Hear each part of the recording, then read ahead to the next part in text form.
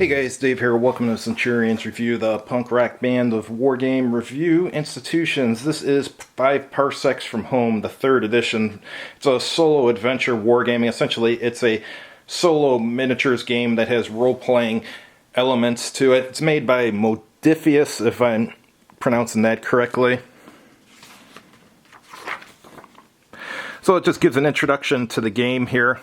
Story behind the game is it's a science fiction game, and you put together your own force, which is usually 6 characters, and you run jobs for different patrons and stuff, or you do other types of missions too. Sometimes there's an invasion you have to deal with and so forth. So you do the combat, and after the combat you roll for each casualty that you take to see what happens to them. They may die, they may get a minor wound, where on the next battle they have to stay in the hospital while everyone else is fighting, or they just recover right away. And then also you might find some equipment and so on and so forth. And there's also XP, so you can level up your troops. Here it's going over the crew composition. They got reaction speed, combat skill, toughness, and savvy. And here's the different types you can have. You can have humans, you can have bots. All bots have the same stats, unless they're a fighting bot, and then they have a slightly different stat. Got engineers, K-Erin. These are like really warlike alien species. Soulless, they're cybernetic things, precursors. Ferals look kind of like cats. And these things here called the Swift look like lizards. And then you got strange characters here, like the Deconverted. Alright, here's the assault bot I told you about. That's slightly different than the regular one. What's good about this game is the figures are not typecast, meaning you can use figures from whatever for it. So I have a ton of science fiction figures. Many of them I've never used, so this will give me an opportunity to probably use all of them. I may have to proxy some of them to be something, but give me a chance to use them all. Alright, and here, as I mentioned, it's kind of like a role-playing game, so your different characters have a background that you can roll for, motivation, class, and here's the crew equipment, military weapons, high-tech weapons, low-tech weapons, all sorts of gear and gadgets that can help you. And then you get a ship too. What's interesting about the ship is when you get the ship, you're in debt. You owe on it, so each turn you have to pay towards it, and also each turn you add 1 to the debt, I guess to count as interest or something. And if you don't pay off your ship, it can get seized. Or if you don't make your payments, rather.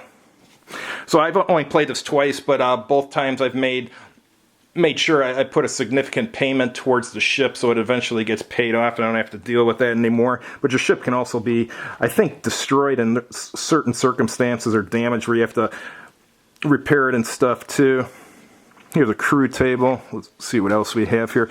Here's a crew log. That's a sample one there. Alright, here's your terrain rules. Terrain rules are pretty straightforward. Movement. When you either move or you dash, and if you dash, you add an additional 2 inches to your movement. Well, if you're stunned and you move, you can't fire. But if you stay in place, I believe you can, if I recall correctly. And so the enemy here has an AI. And the AI determines how they move. So here's aggressive AI, tactical, rampaging, defensive, and beast and guardian. Here's the combat rules. These are pretty straightforward. You essentially got shooting and brawling. Brawling is melee. Don't underestimate the brawling in this game because it's a science fiction game. I had one game where it was my crew versus some, I think they're called sand runners. They're just like alien beasts.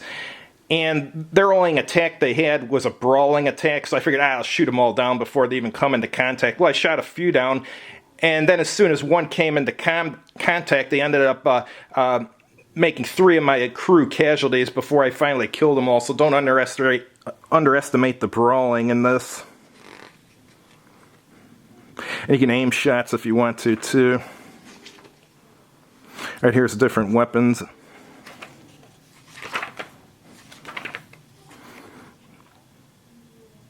Utility devices, onboard items, consumables, all sorts of stuff, implants, protective devices. It's kind of cool. A lot of stuff to choose from. Here's going over the starships and all the rules associated with it. Alright, so here's the campaign rules here. You select your crew size, and you select a victory condition. The victory condition I'm using for my campaign is win 20 tabletop battles. And then you select the difficulty mode. I'm using easy since this is my first time playing a campaign of this. And there's story points in this. If you get a story point, you can use it to re-roll a dice or stuff like that.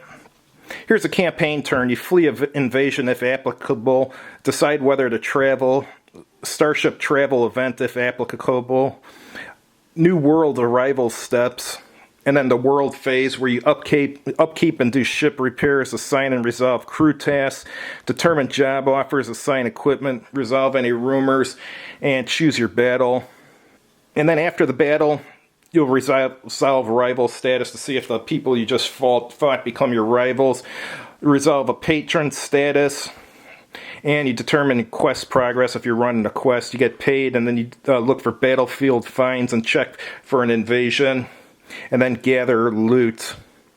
And then you do the determine injuries and recovery, followed by experience and character upgrades, and where you can invest in advanced training if you want, purchase items, roll for a campaign event, or roll for a character event, or check for galactic war progress. Alright. So here's your new world arrival steps. This is what where you determine the traits of the world and stuff when you arrive to a new one. Yeah, like I said, world steps, upkeep and ship repairs, assign and resolve crew tasks. This is important. They can each of your guys can find a patron or train, trade, recruit, explore, track, which means look for a rival for a showdown. Repair your kit if sometimes you get broken items, and then decoy, help avoid rivals finding you.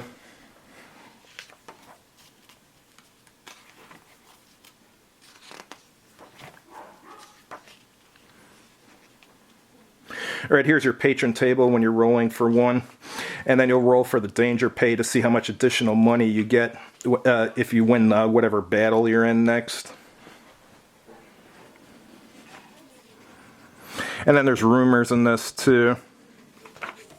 Alright, here's the actual battle section.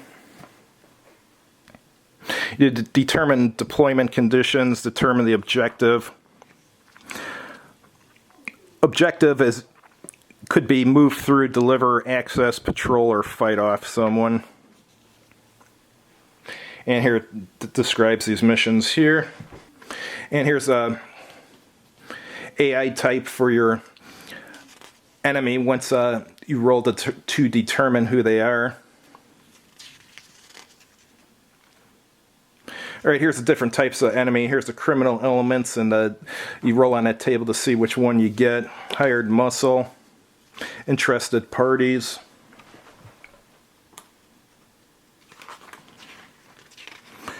roving threats. Yeah, that's what I just fought last time, the sand runners. Alright, and here's where you'll roll to see what weapons your enemy has. And some of your enemy may turn out to be a lieutenant or a specialist. Alright, here it's talking about how to set up the battlefield with your terrain and stuff. And depending on what AI your enemy has, this gives you an example of how it would set up.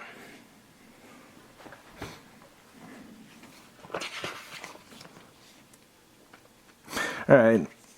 Now it's going over the battle round. The battle round's pretty simple. Reaction roll, quick actions, enemy actions, slow actions, and end phase. So when you do the reaction roll, you'll roll for each of your characters. If you roll less than the reaction, he'll be able to activate in the quick action phase. If he doesn't, then he'll activate in the slow actions. So you want as many to activate usually in the quick action phase as possible, so you can shoot the enemy before he can shoot you. And at the beginning of a battle, you can try to seize the initiative, and if you do, then you will be able to fire with all your troops before the battle even starts.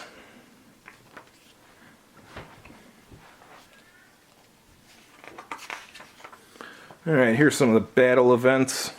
And here's the post-battle stuff that I told you about. Resolve rival status, resolve patron status, get paid, battlefield finds, gather your loot, check for an invasion, and determine injuries and recovery. Post-battles activity is a lot of fun. And you can invest in advanced training there if you wish to. There's your loot tables.